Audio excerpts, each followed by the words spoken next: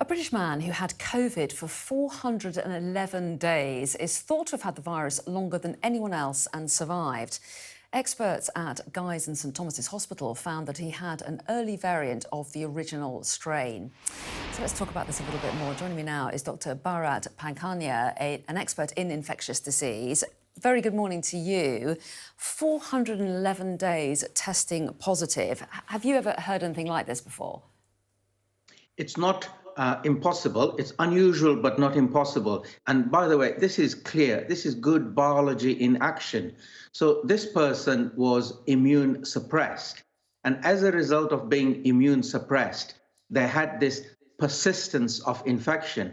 And I have seen many of these incidents in, for example, TB. When they are immune suppressed, the infection carries on without doing much damage to the lungs, but it can still be there. So it is possible biologically. And there's no medicine to cure COVID per se, is there? So what kind of treatment did he receive and how much difference did that make? So he was given the whole armamentum, antivirals, antibodies, and what has worked is that he had the original old version of the virus against which the antibodies made in the laboratory worked, and eventually he was cured.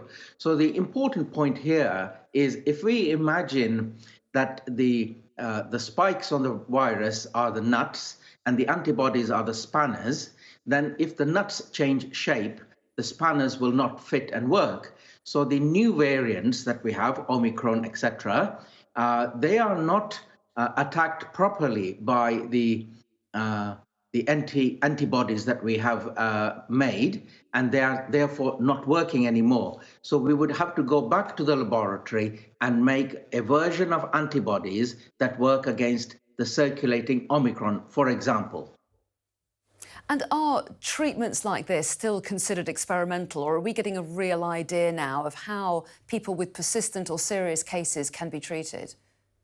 No, we're learning every day, and whilst we started off as pioneers, we know a lot more about how to tackle this, and we're getting better and better at it. So remember, we've got the steroids, then we've got the antiviral drugs, and then we've got the antibodies. So we are getting much, much better compared to 2 years ago. And what about understanding why some people get the disease more seriously and some get it for longer? Do we have a real understanding of what it is that are the factors in determining that?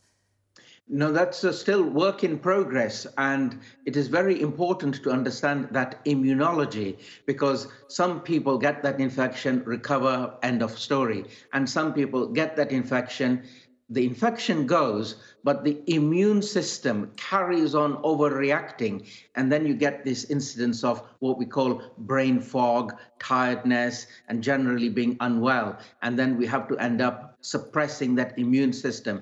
So there's a lot to learn, but we're learning, but we haven't cracked it all together. Very briefly, former Health Secretary during the time of COVID, Matt Hancock, is going on I'm a Celebrity. Quick thought on what you make of that?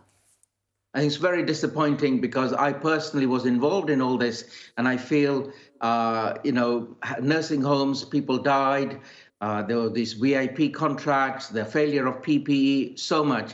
So I feel very disappointed that Matt Hancock seems to have put all those failings behind him and he's off on a new career. OK, we must leave it there. Dr. Bharat Pankhania, very interesting to talk to you this morning. We really appreciate it. Thank you. Thank you.